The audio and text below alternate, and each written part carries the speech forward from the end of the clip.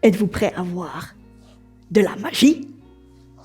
Bienvenue au mot en scène. Welcome to Words on Stage. I am your host, and also welcome to the 22nd edition of the Frye Festival. Bienvenue à cette 22e édition du Festival Frye. Et donc, mon nom est Christine Melançon, et on behalf of the Frye Festival, I'd like to recognize that the land upon which this event was planned and is being broadcast is the traditional unceded territory of the Mi'kmaq and Wolastoqiyik peoples. Nous souhaitons bâtir de nouvelles connexions avec ces peuples, et c'est avec un profond respect que nous prenons ce moment pour reconnaître et honorer les conteurs et les traditions orales ancestrales de ces deux nations, alors que nous partageons nos histoires. This is Emma Etheridge. She will be performing a reading. She's a grade 12 student at Riverview High School. She's always loved the stage, whether it be singing, acting, improv, or more, and she's been involved in oratory competitions since grade 6. And she fell in love with the act of sharing and writing stories, and it's been a great outlet during this pandemic, and she hopes you will love this text. Here she is, Emma Etheridge. When I was younger, I was obsessed with the High School Musical movies. If you're not familiar with the franchise, it follows a group of high school students, athletes, drama nerds, math geeks, through the ups and downs of high school until they graduate in the final movie. I wanted to be Gabriella, the main character, my whole life. Have that amazing high school experience, the summer getaway, and the perfect senior year. And I did everything right.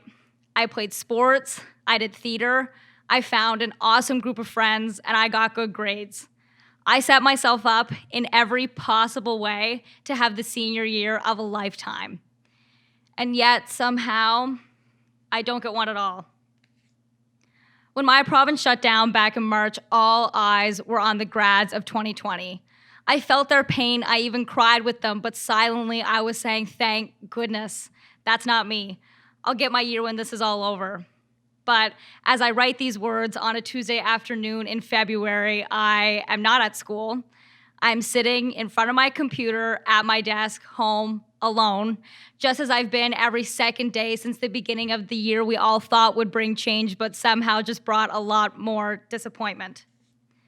I understand teachers, parents, siblings, they're all trying to help. They all say the same things. Kids are so resilient, you'll bounce back. Remote graduations are better anyway. Who wants to sit in a hot and sweaty gym for 3 hours? I did. I wanted to sit in a hot and sweaty gym and hear the name called of every single person who's done this alongside me and shake the hand of my principal as my grandparents cheered really awkwardly. I did. I wanted it. You all got to do that, so who has the right to be telling us how we should be feeling or coping, because this hasn't happened to anybody else? Unprecedented is the word that they use. I think it sounds less harsh than hopeless, dream-crushing, devastating. It will get better, that I do know. One day, we will go to concerts and see our loved ones, and high school grads will once again walk across the stage in a hot and sweaty gym. But those high school grads will not be me. The world will continue on. People will be born and grow up and graduate and get jobs, but the high school grads of 2021 will simply be frozen. Because how are you supposed to grow up when you never got a senior year? We saw it in all the movies, TV shows, songs, books, the greatest year of our lives. Well, that page was simply ripped out of our books. We are unfinished. Part of our story was unwritten and rewritten into something no one could have imagined. So how do we let go? How do we just forget about a year we've been waiting for our whole lives? I'm not sure if we do.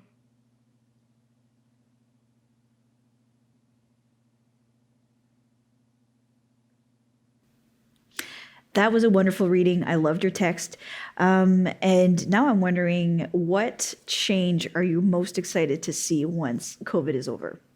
For sure. Well, I think the biggest thing for me, what I realized kind of during the age of COVID, is that how important it was to me to walk into my school and, you know, see the faces of my teachers and my fellow students. And now that they're covered up by a mask, I just realized how important that is. So after COVID, the thing that I would like, that I'm most excited to see is just that people will really understand the importance of like connection and really connecting with each other and being kind.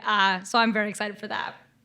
And a lot of people picked up a new habit. I, for one, just started like doing puzzles and stuff like that.